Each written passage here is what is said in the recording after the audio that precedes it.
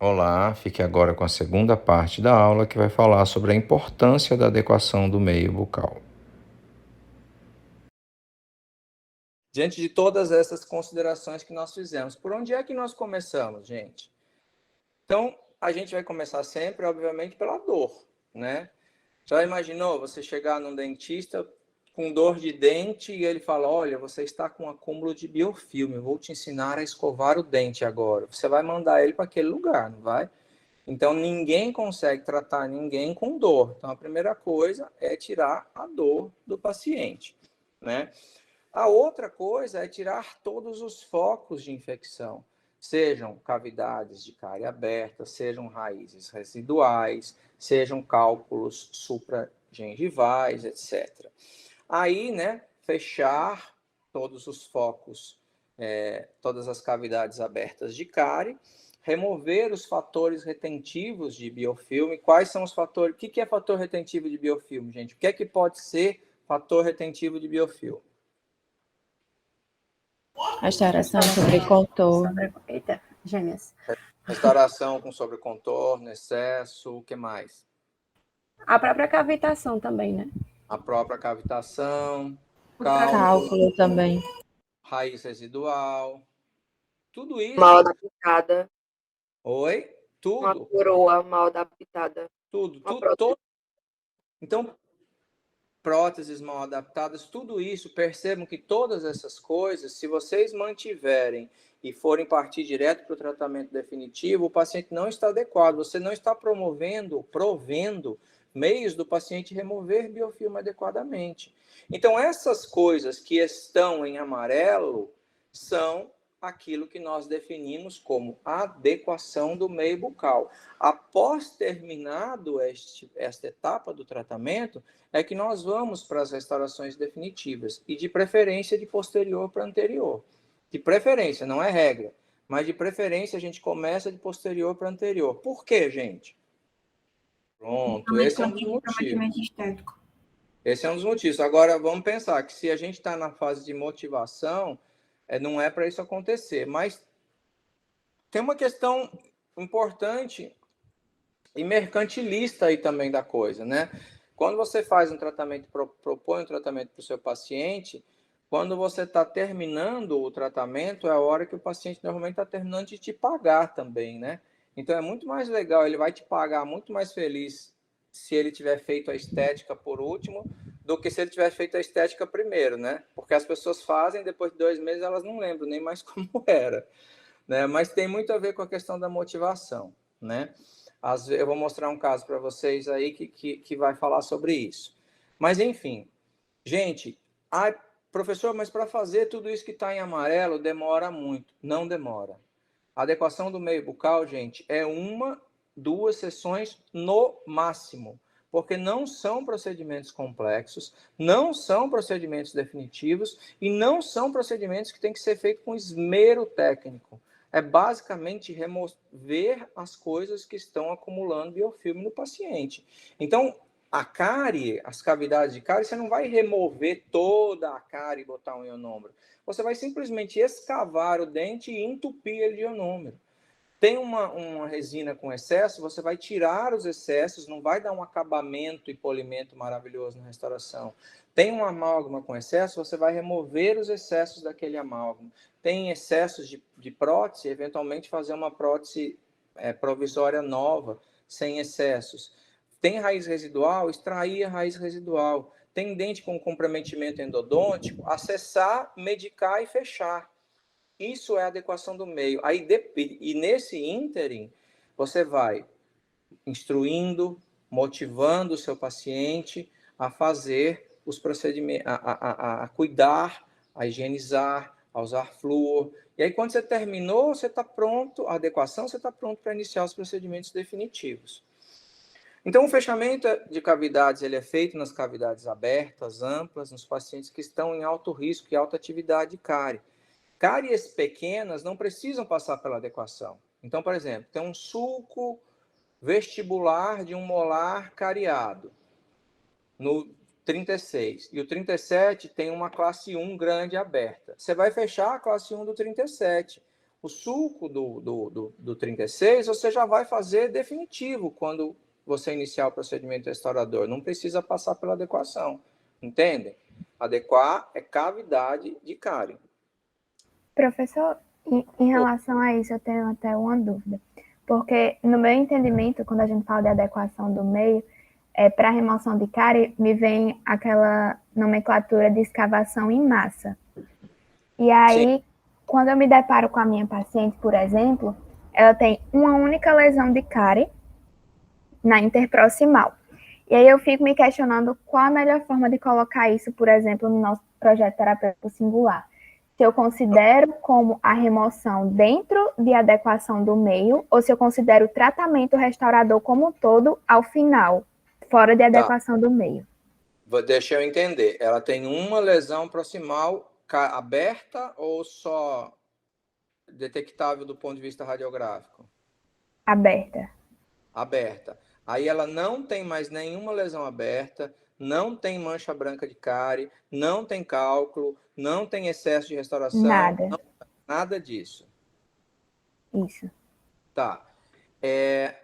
Veja bem, não há um impedimento que você faça uma restauração definitiva na sua paciente. Agora, ela está com um sítio com cárie ativa. Eu ainda faria a abertura dessa restauração, fechamento com ionômero, sessão de motivação, controle, fluoroterapia e numa segunda sessão faria a restauração definitiva. E sua paciente está finalizado. Então, basicamente, é uma paciente que depois que você terminou o exame, fez o projeto terapêutico, em 2 sessões você finaliza. A primeira sessão você faz a remoção do tecido cariado, bota um ionômero, dá uma instrução de higiene oral, faz fluoroterapia, se dedica a motivar a paciente a escovar melhor. Na segunda sessão você faz a restauração e acabou. Mas então, nesse caso, eu teria essas 2 possibilidades, né? Poderia. Não tendo mais nada de adequação para fazer, poderia sim. Tá bom? Certo. Tá ok. Obrigada. O que não poderia era não fazer, simplesmente fazer a restauração, entendeu? Porque você estaria restaurando uma paciente que está em atividade de cárie sem fazer nenhum outro procedimento. Sim, obrigada. Nada. Gente, essa menina aqui, ó, é uma menina que a gente pegou lá em 1997, lá em Piracicaba, lá na Unicamp. Essa menina tinha 12 anos de idade. E não era uma menina pobre, não era uma menina de comunidade, não era uma menina numa condição socioeconômica vulnerável, nada disso. Uma menina de classe média. E a gente pegou ela na especialização de endo, pré, mancha branca. Estão conseguindo ver? Sim. Olha aqui.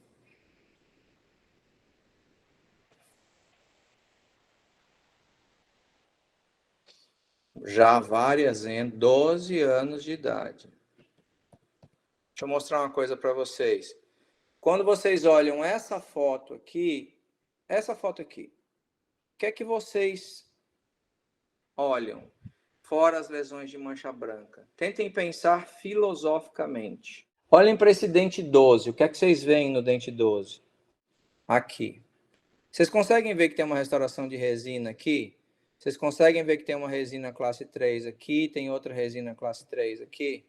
Conseguem ver aqui e aqui? Resina aqui, resina aqui, resina aqui? Sim. Gente, quando eu vejo essa foto, para mim significa o seguinte: essa menina tem 12 anos, mas há algum tempo atrás, alguns anos atrás, ela passou na mão de um cirurgião dentista e foi feito restauração. Apenas. E alguns anos depois, olha a poliesculhambose que está a boca dessa criança. Entendeu? Então, o que me dói essa visão que eu quero formar em vocês. Quando vocês olharem isso aqui e falarem assim, essa pessoa já passou por um dentista. E o que esse dentista fez? Nada. Na verdade, ele só piorou a condição de saúde dessa menina. Porque não fez nada. Tá? Então, aí a gente foi tentar entender, né, os motivos que levaram essa menina a chegar. E aí a gente muitas vezes tem que pedir diário de dieta para tentar entender quais são os hábitos de alimentação associados aos hábitos de escovação, remoção de biofilme dessa menina. E aí a gente descobriu o seguinte, ela contou no diário de dieta dela assim, eu saio de casa, 6 e pouco, 7 horas da manhã, eu vou para o colégio, ela estava num colégio privado, inclusive. Estudo de manhã, né? Comi tal coisa, na hora do intervalo eu tomei lanche tal, aí eu saio do colégio e vai para casa? Não, eu vou para o comércio da minha mãe, ajudar a minha mãe no comércio dela e fico com a minha mãe até 10 horas da noite no comércio dela. Aí a gente fala assim, ok, já temos um ponto aí, ela escova o dente só quando sai de casa de manhã e só escova o dente à noite depois. Mas isso por si só seria motivo para esse quadro? Não. Aí a importância do local. A gente perguntou assim, sim, mas a sua mãe trabalha com o quê? A minha mãe tem uma doceria. Então essa menina saía de casa às 7 horas da manhã, ia para o colégio e depois passava o resto do dia comendo doce sem escovar o dente. Então aquele pico de desre, o desafio cariogênico ao longo do dia todo. E com certeza, muitas vezes, talvez chegava em casa cansada e não escovava o dente para dormir. Aí levou a esse quadro. Por isso que a busca dentro da anamnese é extremamente importante para a gente definir os motivos que levaram os pacientes a chegarem neste tipo de quadro. Então, tá assim, primeiro eu vou remover os focos infecciosos. Vou fazer os acessos endodônticos, botar curativo. Não é fazer o tratamento de canal, gente. E é isso que às vezes eu vejo. Pacientes lá com a endo feita e com cavidades abertas. Não é para fazer assim. Tá? Você, se tem um dente que está comprometido endodonticamente e outros dentes cavitados, você vai acessar o dente que está comprometido endodonticamente, vai fazer medicação, vai fechá-lo, vai terminar a adequação e depois você volta para terminar o canal. Tá? Porque tratamento endodôntico é tratamento definitivo, não é para ser feito sem o paciente adequado. Tem dentes, raízes residuais, precisam ser removidas durante a fase de adequação do meio bucal. Fluoroterapia é essencial. A gente vai usar, fazer 4 sessões associadas, instruir o paciente, né? Motivá-lo durante esse período. Aí a gente pode usar tanto flúor acidulado quanto flúor neutro, mas vai fazer. E as restaurações provisórias a gente vai fazer, né? A não ser que o paciente seja muito colaborador, essas restaurações provisórias não devem ser muito estéticas, porque senão, às vezes, o paciente não volta. Alguém comentou sobre isso, né? E as definitivas devem ser deixadas para o fim e de preferência de posterior para anterior. Este senhor era cobrador de ônibus lá em Piracicaba, em São Paulo. E aí ele chegou na clínica e veio para a gente e falou assim, eu sei que ele estava com os dentes posteriores tudo esculhambado. Ele chegou, olha, eu sei que eu tenho bastante coisa para fazer tal, mas eu sou cobrador de ônibus, eu trabalho com gente e tal. Poxa, não dá para fazer alguma coisa para deixar bonito esse dente aqui e tal, porque eu estou me sentindo incomodado. Veja, isso aqui é uma cárie crônica. Já estava assim, ó, certeza há mais de ano. Mas aí, de uma hora para outra, ele estava absurdamente incomodado com essa cárie. Por favor, tal. Aí a gente pegou e fez uma restauração com o Vitremer, que é um ionômero resinoso da 3M, né, que tem uma característica estética bastante boa. E esse cara nunca mais voltou. Nunca mais voltou. Então a gente tem que tomar cuidado, às vezes, com fazer restaurações estéticas, provisórias estéticas, antes de vender o tratamento, a ideia do tratamento para o paciente, né? Porque senão resolver o problema estético ele não volta, se ele não estiver motivado, se ele não tiver tido consciência, chamada consciência dos problemas que ele tem, tá? Então veja, o paciente chega num grau como esse, que já vem de meses, que dirá anos, e eu estou muito incomodado com a minha estética, resolve daqui para a semana que vem? Não resolve daqui para a semana que vem. Vai botar restauração de ionômero convencional, que está melhor do que estava, concordo? Melhor do que estava, está adequado e pronto. E aí depois a gente vai ver a estética. Se botar resina ou botar um ionômero híbrido aí e tal, talvez o paciente não volte para terminar o tratamento, certo? Quando tem dentes que ainda estão vivos, mas que estão naquela possibilidade de tratamento endodôntico, o dente está com a cárie profunda, está com sensibilidade mais exagerada, a gente vai mexer neles primeiro para tentar manter a vitalidade pulpar, removendo a cárie, fazendo tratamentos expectantes, o que for necessário, tá bom? Então, tá com possibilidade de tratamento endodôntico, vamos atuar tentando manter a vitalidade, não restauradora definitivamente, mas apenas provisoriamente, ok? Já as cáries pequenas, eu já posso restaurar direto, sem passar pela adequação. Então, por exemplo, cariezinhas, sulcos oclusais, assim, o paciente está adequado, depois eu posso iniciar a fase restauradora por eles e já fazer direto os definitivos, ok?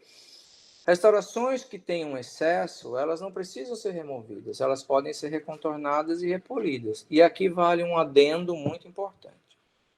Às vezes vocês fazem os projetos terapêuticos singulares de vocês e colocam assim, eu vou fazer a restauração no 13, no 23, no 11, no 12, e ao final eu vou dar acabamento e polimento em todas as restaurações, inclusive as antigas.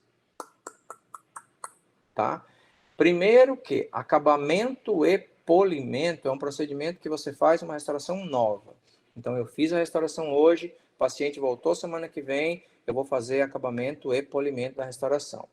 Eu tenho uma restauração que o paciente já chegou com ela de anos, o procedimento chama-se recontorno e repolimento, não é acabamento e polimento. E se o dente precisa de recontorno e repolimento, é porque provavelmente tem algum excesso, ou alguma falha, ou alguma margem onde está acumulando biofilme nessa restauração. Concordam comigo?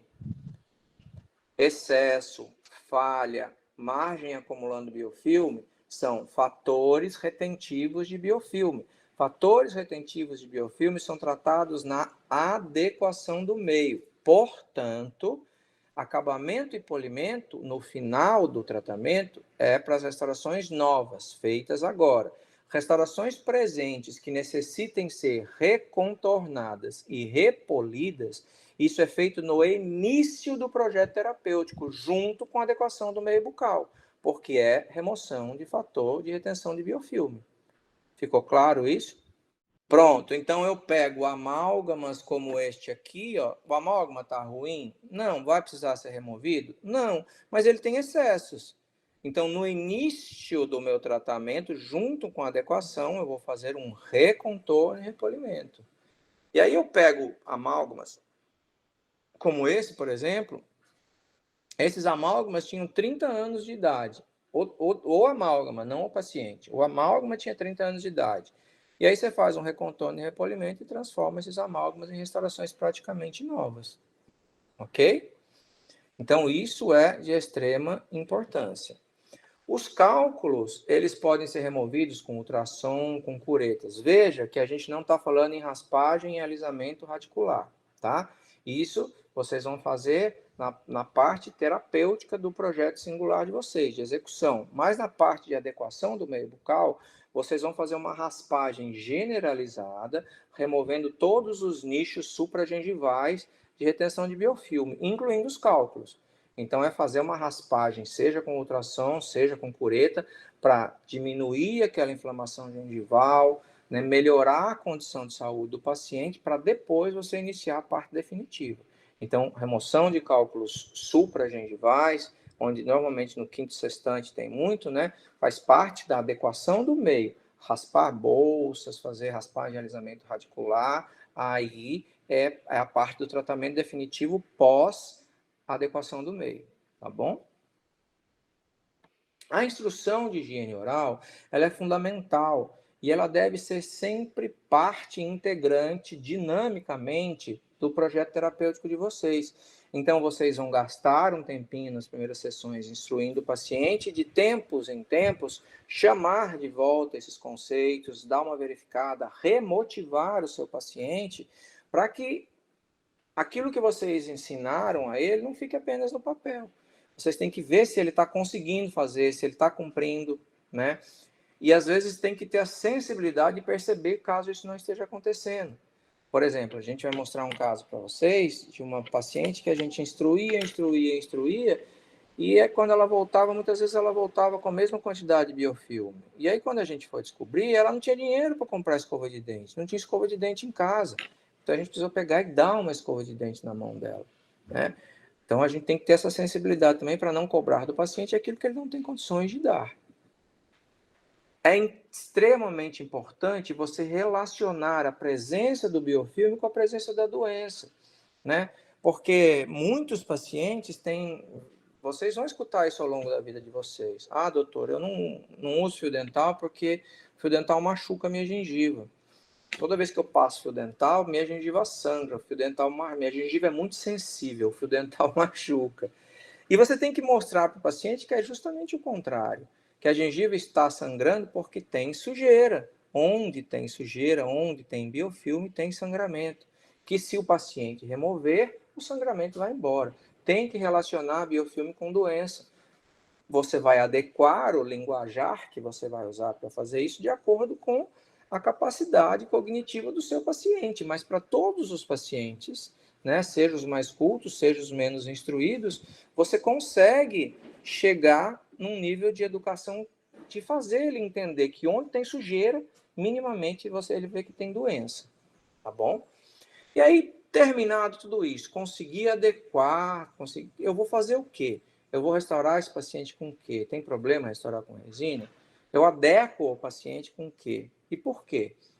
Então, assim, a nossa pergunta, o nosso foco é como é que eu resolvo o problema estético, funcional do meu paciente e, ao mesmo tempo, trato este paciente, trato a doença que este paciente tem, doença cárie, doença periodontal, tá? Então, na adequação, são essa sequência de procedimentos que a gente visa diminuir os micro-organismos cariogênicos. É pegar uma boca que está altamente infectada, altamente contaminada, limpar, fechar, remover focos de infecção para fazer essa contagem de micro-organismos patogênicos diminuir. E aí depois poder fazer procedimentos definitivos numa boca menos agressiva, que consequentemente levará a um sucesso clínico, a uma longevidade clínica daquilo que você fizer muito maior, né? Então eu vou fazer essa remoção de nichos de retenção de biofilme, escavando em massa, preenchimento com material provisório, raspando cálculos, removendo excessos de restauração, removendo raízes residuais, fechando dentes abertos com necessidade endodôntica. E no caso dos fechamentos provisórios, eu vou fechar com um material ionomérico, preferencialmente um ionômero convencional. Por quê? Porque o ionômero convencional tem uma liberação de flúor bastante grande, né? Então, o cimento de ionômero de vidro ele tem a vantagem de que ele é barato, de que ele libera flúor e ele resolve muito bem para o que a gente precisa. E a gente faz esses procedimentos de adequação nos pacientes que estão em alto risco e atividade de cárie, tá bom? A fluoroterapia ela é essencial, né? Mas o mais importante é o flúor que a gente fornece para o paciente em casa. Aquele que é em baixa frequência, baixa quantidade e alta frequência. O flúor profissional a gente faz sim nas primeiras sessões, mas é mais importante fazer o paciente ter fluoroterapia em casa, seja através de bochechos, uso de dentifrícios, etc. Esse flúor é mais importante até do que as aplicações profissionais. Mas a gente faz. Temos a possibilidade, pacientes que estão em atividade cárie, fazemos aplicações de diferentes maneiras, sempre com sugador, para evitar que o paciente degluta o flúor pela toxicidade. A dica que eu dou para vocês, para quem pode, não é todo mundo que pode, é essa pasta de dente. Essa pasta de dente, por exemplo, é a pasta de dente que eu uso hoje em dia, pelo meu risco aumentado a cárie por conta da radioterapia. Ela é uma pasta de dente que tem 5.000 ppm de flúor. Uma pasta de dente da 3M só vende para dentista, né? Então, paciente que tenha condições no consultório de vocês, tenha um risco aumentado, essa pasta ela é uma pasta de dente interessante. Você pode mandar fazer soluções de fluoreto de sódio a 1% também, gel, e mandar o paciente escovar o dente com isso, também pode ser usado uma vez por dia, tá bom? A instrução, ela é fundamental. Veja bem, você precisa, às vezes, usar até de substâncias corantes. Essa substância corante, se você corou hoje, você já não vai conseguir fazer o diagnóstico de cárie correto. Mas, às vezes, tem tanto biofilme, como nesse caso, que você tem que mostrar para o paciente. Você escuta, você acha que seu dente está limpo? Vai lá e cora. Fala assim, ó, tudo isso aí vermelho é sujeira. Tudo isso aí vermelho é sujeira. Tem que, às vezes, trazer de maneira lúdica, mas de maneira visual também para o paciente, isso para ele entender, tá bom? E aí depois, quando você remove, veja que aparecem as lesões, olha lá. Você mostra, tinha sujeira, e tá vendo por baixo da sujeira? Tudo isso aqui é cárie, ó. Tudo isso aqui é cárie.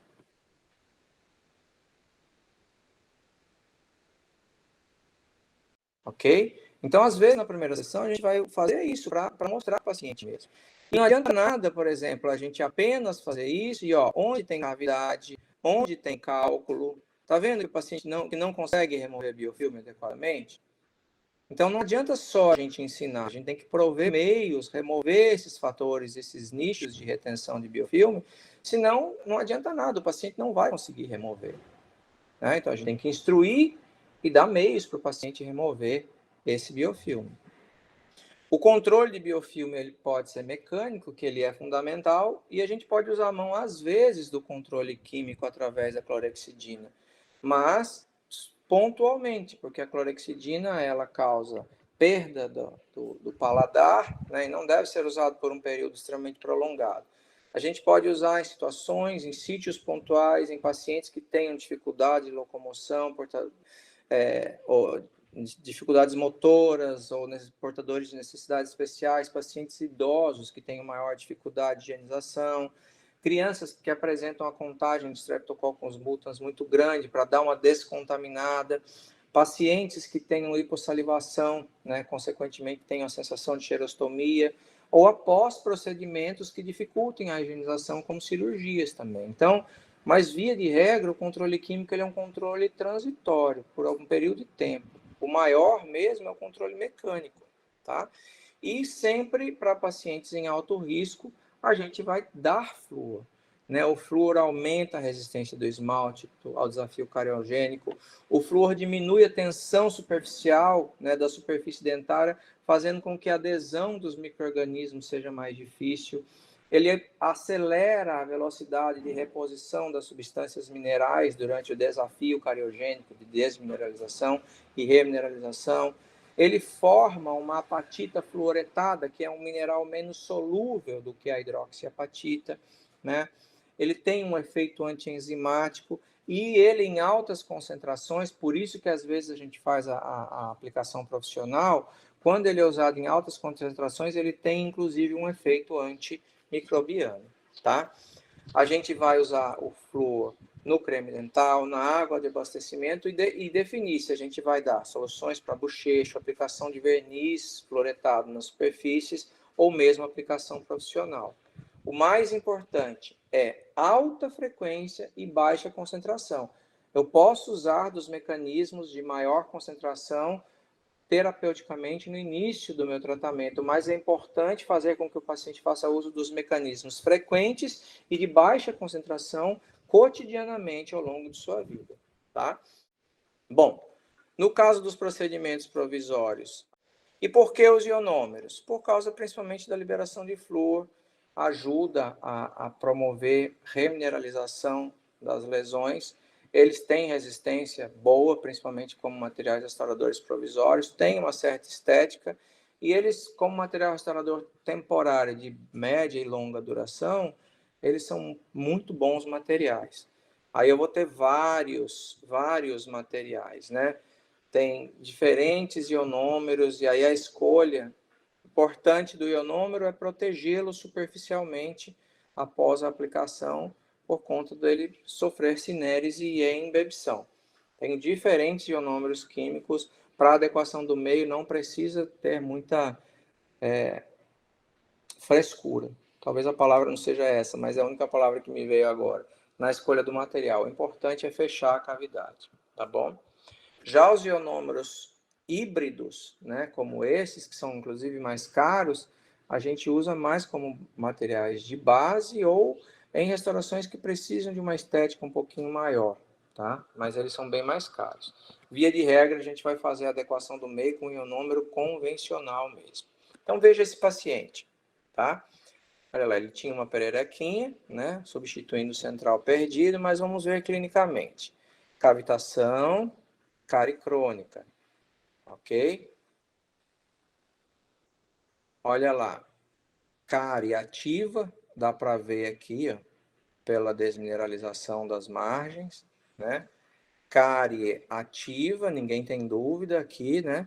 Então, esse paciente, vou iniciar pela restauração de resina, paciente com cavidade aberta? Não, não custa nada, gente. Vocês vão ver, ó, adequar isso aqui, ó.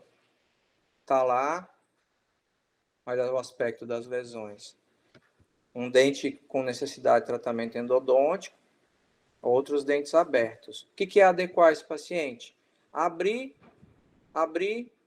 ionômero híbrido, ionômero convencional, desculpa, fechei com ionômero, fechei com ionômero, fechei com ionômero, e o paciente adequado. Demora para fazer isso, gente? Não demora nada. E nesse ínterim eu vou fazendo as instruções de higiene, etc., aplicação de flúor e tudo mais. E depois eu vou para o procedimento restaurador definitivo. Então, no caso das decisões de tratamento que a gente vai tomar, a gente pode fazer um tratamento restaurador, lançar a mão apenas de medidas de promoção de saúde ou apenas monitorar, né? Então, eu preciso avaliar, por exemplo, essa lesão está em dentina de uma maneira que não permita a desorganização de biofilme. Uma outra situação, tem uma lesão em dentina colocando em risco a vitalidade do dente, um dente já destruído. Ou eu tenho um dente com cárie, com uma sensibilidade persistente. Então, são essas condições clínicas que a gente vai avaliar. Ou eu já tenho uma grande destruição e a função do dente está completamente prejudicada, né? Ou eu tenho uma lesão que está progredindo. Ou eu tenho um dente que está destruído a ponto do dente vizinho já estar se movimentando. Ou eu tenho um dente que está comprometido do ponto de vista estético. Ou eu tenho um dente que tem recidiva de cárie ao redor da restauração.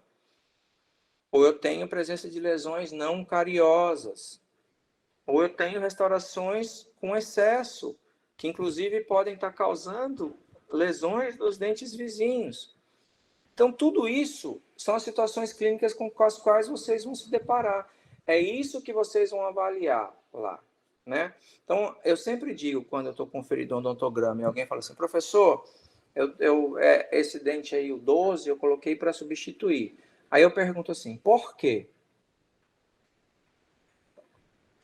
Professor, eu coloquei para substituir porque, assim, sei lá, achei que precisava. Gente, vocês têm sempre que se fazer essa pergunta. Vou fazer esse procedimento. Por quê? Se você encontrar uma resposta, show de bola. Se você não tiver resposta, significa que você não tem que fazer aquilo. Então, por quê? Porque está com excesso, porque está com cárie, porque está com recidiva, porque está comprometida a estética, porque está com subcontorno, porque está com a coroa destruída, porque está progredindo a cárie, por aí vai. Todos esses fatores, tá? Então, quando a gente vê a lesão, é igual como se fosse um iceberg, né? A maior parte do que tinha para acontecer já aconteceu lá escondido, embaixo da água. Quando acontece alguma coisa visível clinicamente, o processo já está bem acelerado. As lesões, para serem visíveis clinicamente, elas já passaram por um grande processo antes disso. Enquanto elas não têm cavitação, são reversíveis. Elas só vão ser irreversíveis a partir do momento que estão cavitadas. Então, assim, quando é que eu vou substituir? Quando é que eu vou reparar uma restauração? E essa talvez seja a dificuldade de vocês decidirem na hora de fazerem os exames de vocês. Então, assim, amálgamas. Vocês pegam amálgamas antigos. De acordo com Fusayama e Matsuda, todas as margens de amálgama elas são defeituosas, em maior ou menor grau. Ou seja, você pode pegar um amálgama lindo que ele vai ter uma falhazinha. E você pode pegar um amálgama que aparentemente está feio, também tem uma falhazinha.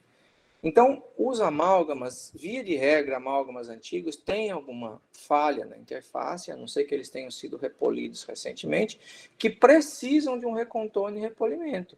Mas, ao fazer esse recontorno e repolimento, essa restauração entra num grau de excelência clínica e pode ser mantida em boca. Perfeita, ela nunca vai ser, tá bom?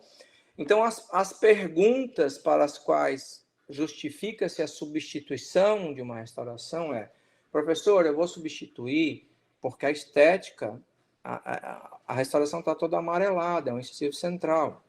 Ok. Eu vou substituir porque está cariado este dente. Eu vou fazer esse, está cariado aí, uma caridade aberta na oclusal, professor. Eu vou substituir porque está sem ponto de contato, está impactando alimento. Eu vou substituir porque está com subcontorno essa restauração.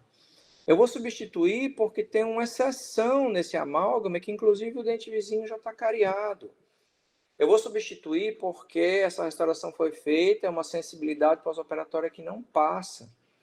Eu vou substituir porque tem uma lesão, tem cárie e está com risco de comprometimento pulpar. Eu vou substituir porque está com uma falha na margem e não está conseguindo remover biofilme adequadamente. Eu vou substituir porque está com subcontorno e o dente vizinho está migrando. Eu vou substituir porque essa paciente tem um amálgama só nesse pré-molar, não tem mais nenhuma restauração de amálgama na boca e ela quer fazer uma restauração estética. Então, eu uso o bom senso e substituo. Entende? Precisa ter uma resposta para justificar o procedimento. Não é simplesmente vou fazer porque vou fazer. Tá?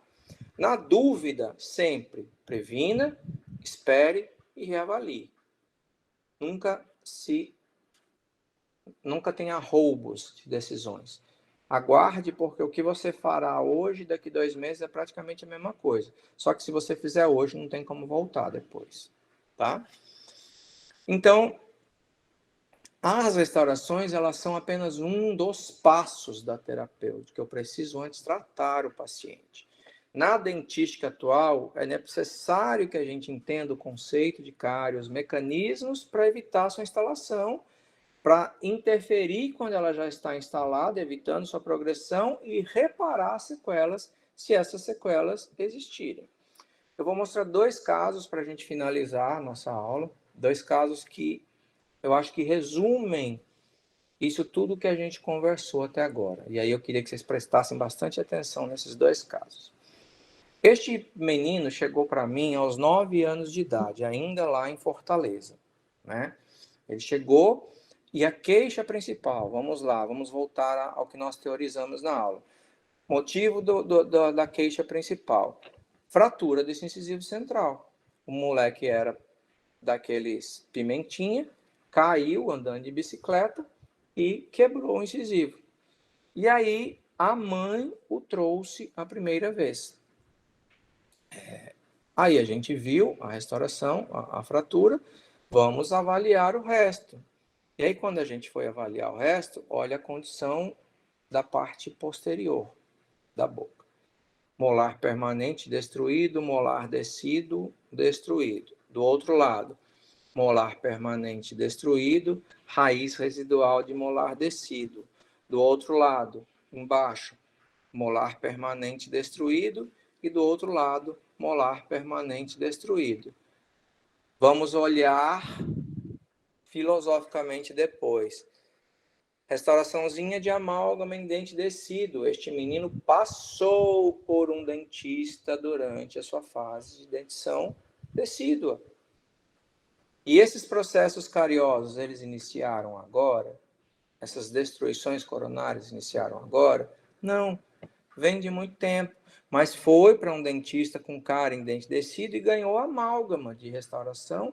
E alguns anos depois, provavelmente 2 anos depois, está com os 4 molares permanentes completamente destruídos. Aí entra naquela questão. Vamos iniciar com o quê?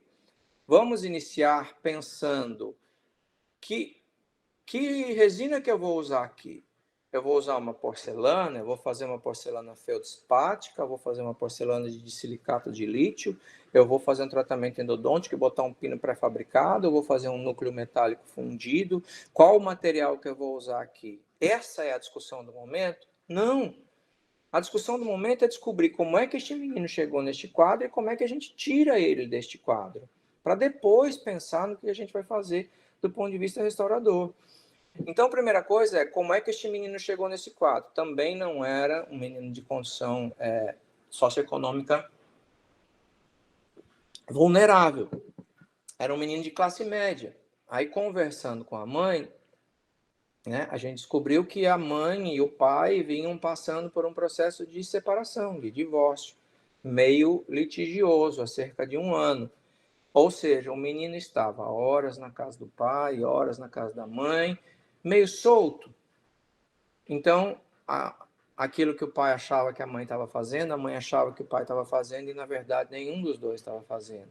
E o reflexo disso foi que o menino abandonou completamente a higiene. E aí eu tive que chamar o pai, chamar a mãe, explicar a situação, vamos conversar, preciso da ajuda de vocês. Ele está doente de cárie, então nós temos que tratar isso primeiro. Eu não vou restaurar esse dente quebrado dele enquanto ele não começar a colaborar, ok? Aí cheguei para ele e falei, fulano, né? Hoje ele é um galalau maior do que eu, tem 20 e poucos anos de idade, né? Mas nessa época eu falei, fulaninho, olha aqui, o tio não vai fazer enquanto você não aprender a cuidar direito, beleza? Daquele jeitinho dele, beleza. Então, inicialmente, o que a gente fez? Adequação do meio, fluoroterapia, instrução, remoção. Havia um molar que já estava comprometido endodonticamente, a gente foi lá, acessou e fez biopulpectomia e fechou provisoriamente, não fez a endo, fechou provisoriamente. Nos que estavam vivos ainda, os molares permanentes, fizemos remoção parcial do tecido cariado e fechamos com cimento de anômero de vidro, todos eles. Todos eles, apenas. Na raizinha residual do descido, tiramos o molarzinho descido que estava comprometido endodonticamente, fizemos o tratamento endodôntico dele. E terminamos, né, após algumas sessões, a adequação do meio. Olha lá, adequação do meio feita. Após a adequação, o que é importante? Foi feito o incisivo central dele? Não. Mas ele chegou querendo fazer o incisivo central. A queixa era essa, mas nós vamos tratar a doença. E olha, após a adequação do meio, olha lá, arcada superior, nenhum procedimento definitivo. Arcada inferior, nenhum procedimento definitivo. Aí ele estava com 9 anos ainda. Ele chegou no final do semestre, terminou o semestre, e a gente chamou ele para retornar no começo do próximo ano, do outro semestre. Veja lá, o aspecto antes e depois da adequação do meio. Só procedimentos provisórios, tá? Para interromper a progressão de doença. Após a adequação do meio, tá aí, com o dentinho quebrado ainda. Depois, quando ele voltou, já estava com 10 anos de idade, que foi no começo do próximo semestre. Veja, ainda com restaurações provisórias, mas olha aqui os prezinhos vindo já rígidos. Rígidos. E aqui a gente já tinha feito, então, a restauração do incisivo central como motivação, porque ele estava colaborando com o tratamento. E olha lá o aspecto inferior. Canino já começando a erupcionar, o outro não tinha esfoliado, os molarzinhos aqui, e os permanentes ainda com restaurações provisórias. Certo? Terminamos o tratamento desse paciente. O que nós fizemos? Depois que nós adequamos tudo e ele estava escovando bem, a gente pegou esses 4 molares que estavam destruídos e fizemos 4 coroas semidiretas de resina composta. E esperamos até terminar a esfoliação de todos os decíduos. Quando terminou a esfoliação dos decíduos, nós encaminhamos ele para o ortodontista, para daí a gente resolver o que fazia. Veja, vocês vão ver agora o aspecto dele com 14 anos de idade, olha. Com 14 anos de idade, olha os primeiros molares que estavam destruídos. A gente restaurou com resina composta. E olha todos os outros permanentes que erupcionaram.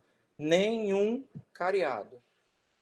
Olha o inferior, os molares com restaurações de resina composta e os prés e os segundos molares que erupcionaram rígidos, sem cárie. A gente encaminhou para o ortodontista para decidir o que fazer. E aí o ortodontista achou que ao invés de extrair pré, ele conseguiria extrair esses molares que estavam destruídos e fazer a movimentação e puxar os segundos molares no lugar. E assim foi feito. E aí o paciente retornou para a gente com 16 anos de idade, com a resina que nós fizemos quando ele tinha 10, estava lá no lugar ainda, já tinha 6 anos, a classe 4. Mas o mais importante, gente, 16 anos de idade, olha lá. Os primeiros molares foram extraídos, o segundo molar foi puxado para o lugar, e aquele menino que chegou com todos os dentes permanentes posteriores cariados, naquela situação de precariedade, aos 16 anos de idade, não tinha um único dente cariado na boca. Olha a arcada inferior. Agora eu pergunto para vocês, se eu tivesse começado fazendo restauração de resina, etc., esse quadro estaria aqui? Não. Muito provavelmente teria o processo de progressão da cárie, teria se continuado. Então, você pega uma criança aos 9 anos de idade e simplesmente aplicando uma filosofia de tratar a doença, você faz ela chegar nessa idade sem cárie. Sem cárie. Eu acho lindo olhar essa foto, comparar com o que era antes. Então, 9, 14, 16 anos. Olha, a evolução, só restaurações provisórias, já a restauração definitiva, porque o paciente está motivado, todos os dentes rígidos, e depois mais, né, o único dente aos 16 anos que o menino tinha restaurado era o incisivo central, que foi a queixa principal dele. Se tivesse feito o incisivo central antes de tudo, provavelmente todos os outros posteriores estariam cariados, assim como estavam os primeiros molares. Vocês conseguem entender a relevância de um tratamento atuando na causa da doença ao invés da sequela da doença? Será que esse caso consegue convencer vocês? Digam, por favor. Sim, professor, e muito. Eu vou mostrar um outro caso para vocês. Esse caso aqui da UFRN agora. Olha lá. Essa menina aqui chegou para a gente com 14 anos de idade. 14 anos de idade. Olha, isso aí era ela sorrindo. Isso aí era ela sorrindo. Tá? Aí quando a gente afasta para ver, preparem-se.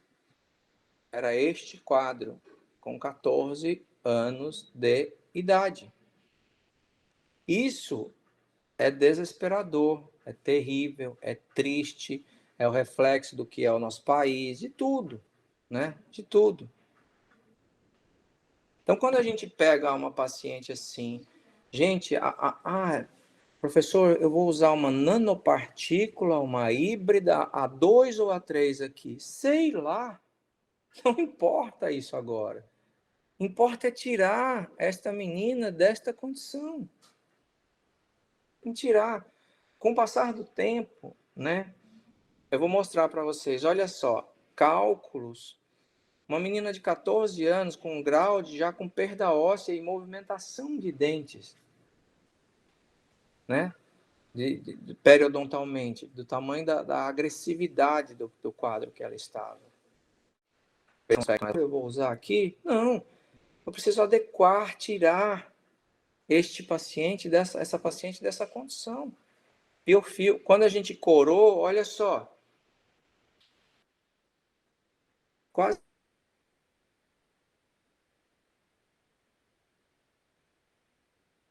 não dá para ver dente no meio do biofilme. E aí entra aquela... A gente descobriu, né, do que as pessoas faziam com ela por causa da condição de saúde. E essa é aquela paciente que a gente começou a instruir, ela voltava com biofilme, e aí a gente descobriu que ela não tinha dinheiro para comprar escova de dente, que o irmão tinha se envolvido com o tráfico, estava preso, que ela não tinha dinheiro para vir para a faculdade, e aí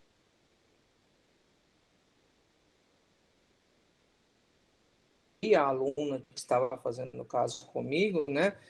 Dava o dinheiro da passagem, dava a escova de dente, e a gente começou a tratar, começou a fazer ela sentir. Gente, olha só, aí assim, a gente precisou entender a condição dessa paciente para começar a fazer que ela comprasse o tratamento.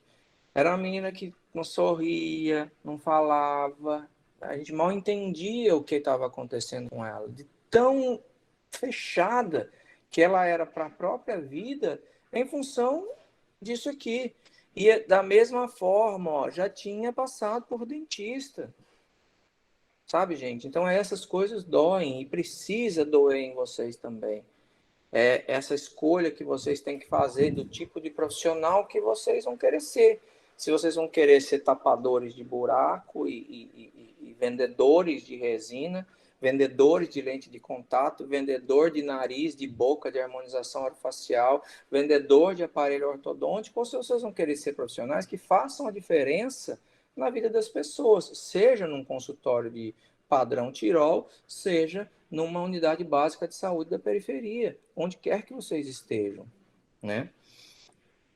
Então, a gente iniciou fazendo a adequação do meio, quebrar esses cálculos todinhos e fechar essas cavidades de cárie e ensinar a paciente a remover esse biofilme adequadamente, tá? Então, remove, olha só, tinha até movimentação já, perda óssea já, do tamanho do acúmulo de cálculo e movimentação. Situação realmente triste, triste. Aí, ó, quebradeira nos cálculos supras, né? Grosseiramente, primeiro. Com uma semana, ó, raspamos. Com uma semana, olha como a gengiva já estava melhor. Fechamento provisório de cavidades com ionômero de vidro. E olha a gengiva já, diferença. Terminamos de raspar o resto de cálculo que tinha. Pronto. O paciente está adequada.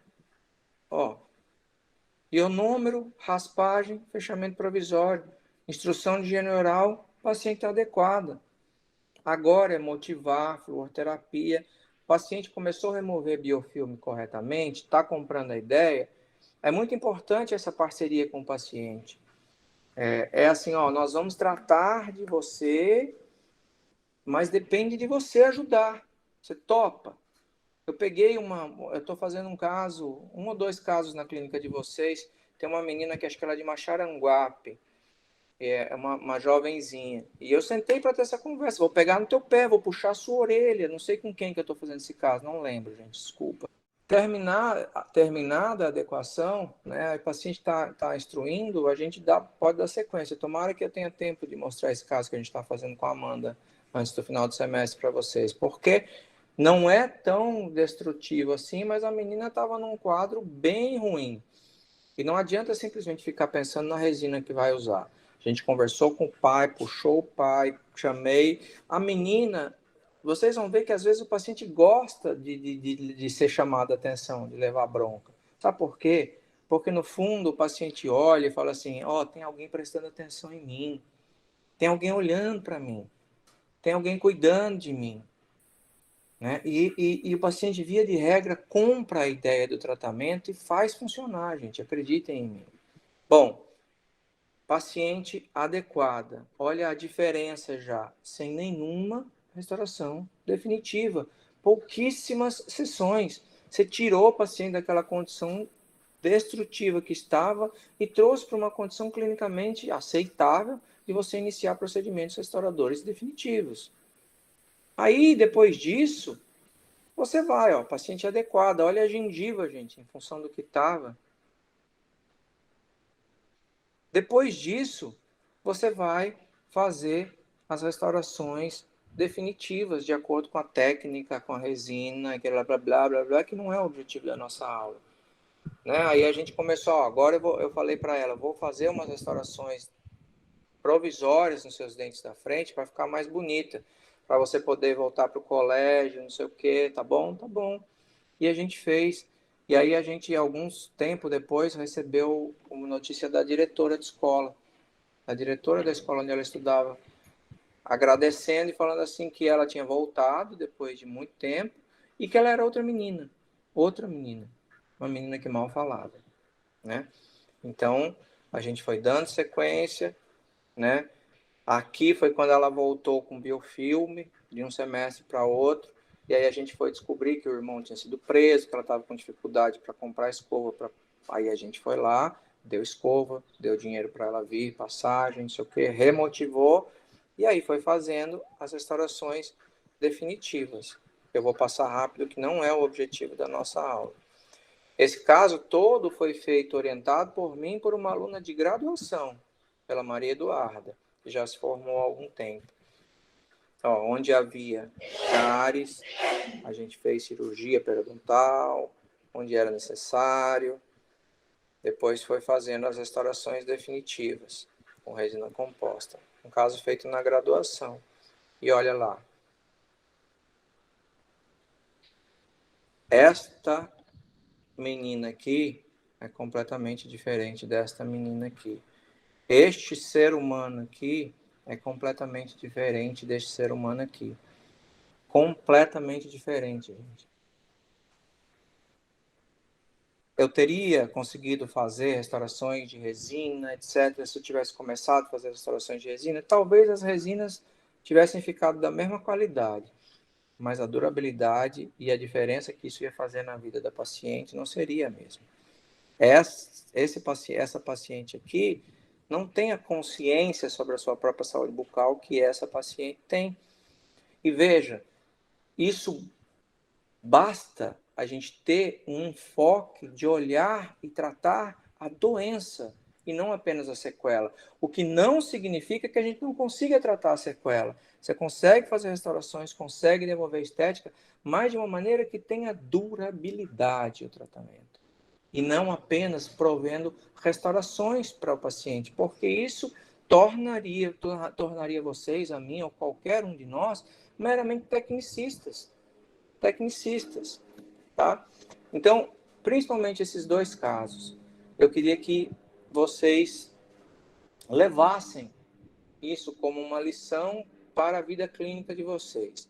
Esse tipo de tratamento funciona, esse tipo de tratamento dura, esse tipo de tratamento traz uma gratificação que, se não é financeira, é para a alma, porque quando a gente dorme pensando no bem que a gente fez a uma pessoa, como nesse caso aqui, a gente dorme mais feliz, a gente dorme com a consciência de que fez a nossa profissão valer a pena na vida de alguém, e para mim isso vale muito mais dinheiro do que ganhar dinheiro para fazer 10 laminados de cerâmica na boca de um paciente.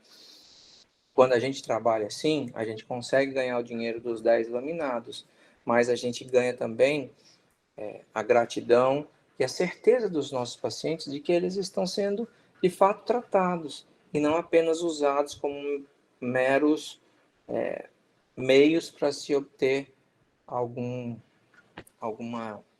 coisa financeira, né?